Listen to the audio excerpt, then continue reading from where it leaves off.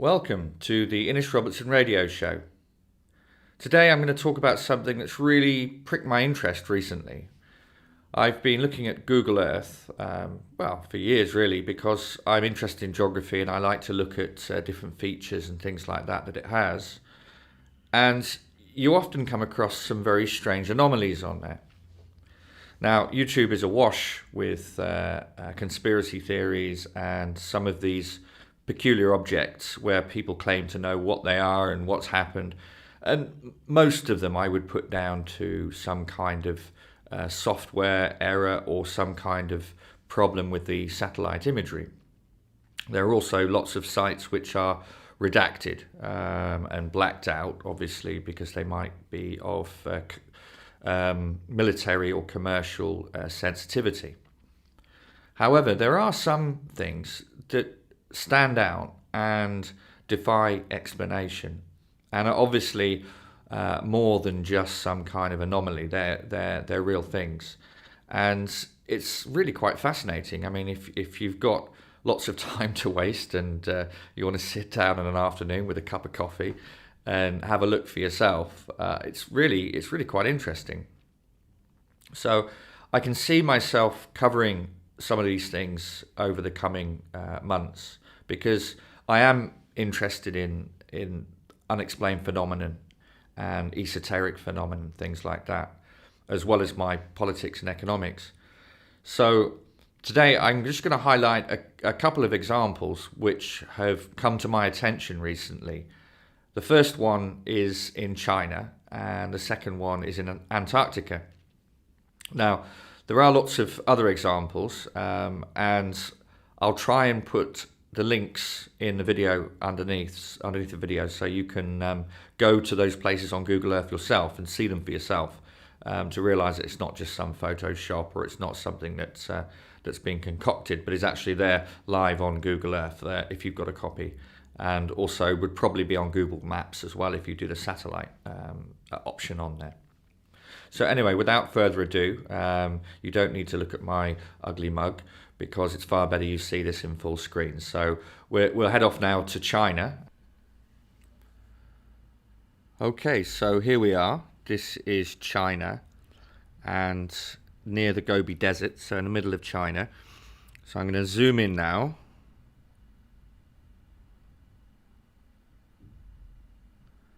And here we are. So firstly, let's have a look at this structure here.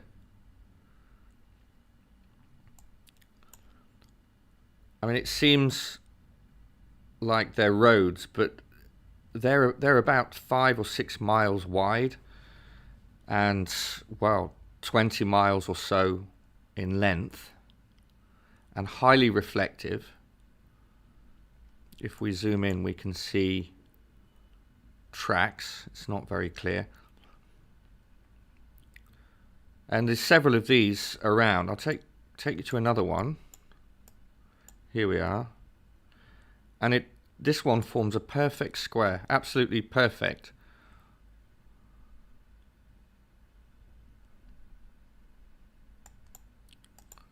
Very bizarre. And again, far too big for any form of road or anything like that. And there's no habitation or anything near here. It's a long way from anywhere.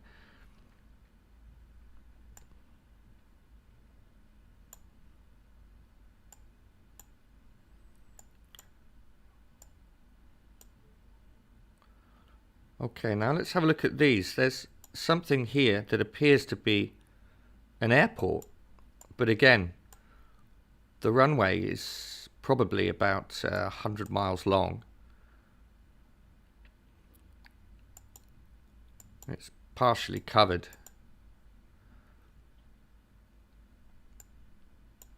And we have another one here.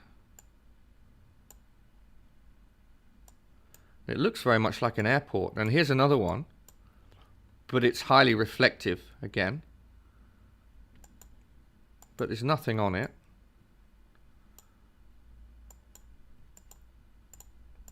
Very bizarre. Very bizarre.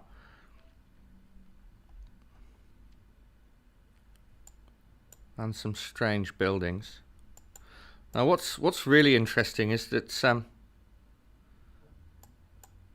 there seems to be lots of entrances to underground facilities. If you look here, you can see here, it looks like entrances and exits. So one would assume immediately, well, it's a mine. But I mean, these huge bunkers, they look like they've got bomb craters on the top of them. And this one too. This one's obviously been redacted. So they don't want people to see that. Very, very, very, very bizarre. And the sheer scale of it is absolutely enormous. Absolutely enormous. Hundreds of miles by hundreds of miles. And then to appreciate how much is going on under the ground, these are also huge piles of earth. So millions and millions of piles of earth have been piled up, presumably taken from these entrances.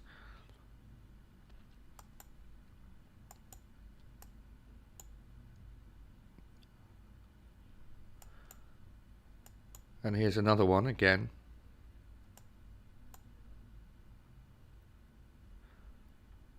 So it's very strange.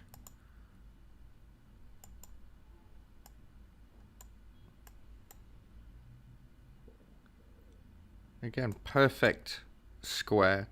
So I think there's obviously a great deal going underground, and I don't think it's got anything to do with mining. Okay, well, here's another structure which is just nearby. And again, from a distance, it's perfect squares. And it makes a huge T-shape, which is about 130 miles in length. But if we have a closer look, you can see when you zoom in that it's not just perfect squares, but it's made up of individual vehicle tracks, which again proves that it's not just some anomaly from a satellite. This is actually something which is definitely on the ground. Okay, so zooming in now, you can see the tracks of the individual vehicles. So close up, it looks pretty chaotic. But then you can follow them and zoom out, and suddenly it becomes perfect shape. So they're following these lines again and again and again and again and again. And who knows for what purpose. The structure is truly huge. So just pan along like this. And it goes over mountain ranges.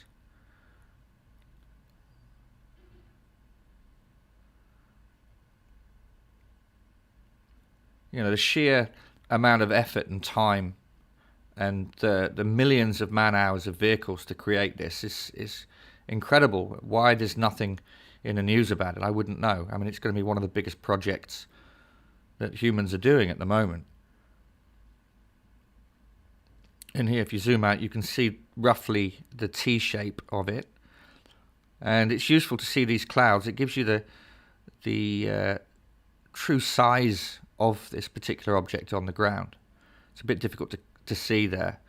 But you can see the rough terrain, of which this thing seems perfectly able to keep that pattern, even though it's rough mountains, extremely steep ravines. It just goes straight through as if they're not there. So how these vehicles can maintain their integrity up and down and through those topography, I really don't know.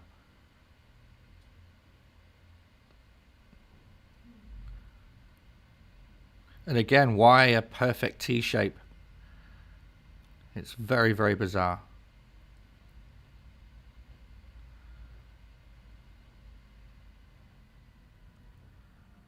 And if you look carefully, those are those piles of earth again. And there are millions and millions and millions of these piles of earth. So earth is being extracted at an incredible rate. And they're all piled up in perfect symmetry. Absolutely bizarre.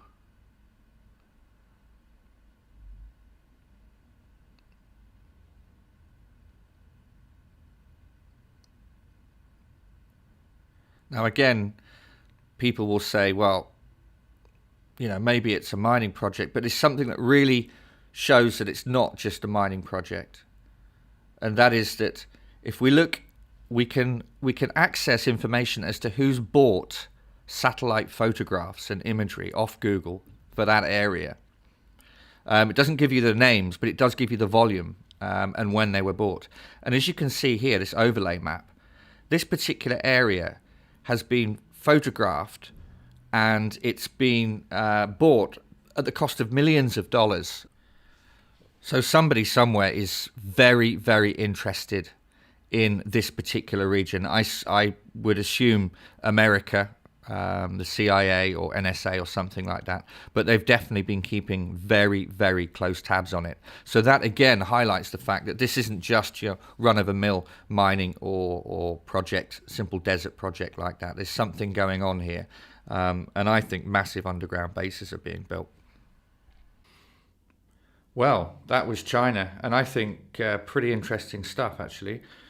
There's a possibility it could be just an irrigation project where China's trying to turn the desert green, but given the size and scope of it, and given the huge airports would appear to be there, I really don't see that as a likely possibility. Something much bigger is going on there. So definitely food for thought, and I'll be watching that with great interest over the coming weeks.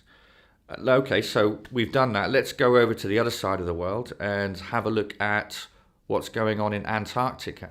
Now, I think this one is most probably some kind of trick. I don't know if Google's trying to play with our minds or whether somebody has managed to successfully post pictures on there that no one's removed, but they've been on there for some time and they haven't been flagged. So it is interesting, and I'll be watching that, but I wouldn't be surprised if they're removed over the next few weeks. So if you want to have a look at the description below.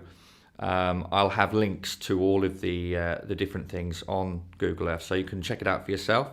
But don't wait too long, because, like I said, some things may be redacted if they're of a sensitive military or commercial nature. Anyway, without further ado, let's get on to Antarctica. Okay, so first of all, let's see how we find this particular place. So what you want to do is you want to look at Argentina, South America, and Antarctica. Between them, there's a British island chain called the Sandwich Islands. And if you zoom in, you need to locate South Georgia. And then if you go zoom in, there's a chain of islands here. And it's called Bristol Island.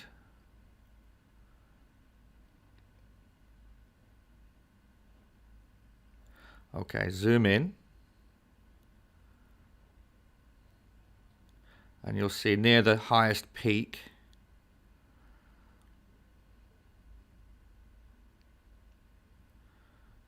there we are. Okay, there suddenly, if you look carefully, you can see in the flat area, there's a photograph link. So if you zoom in, click on that.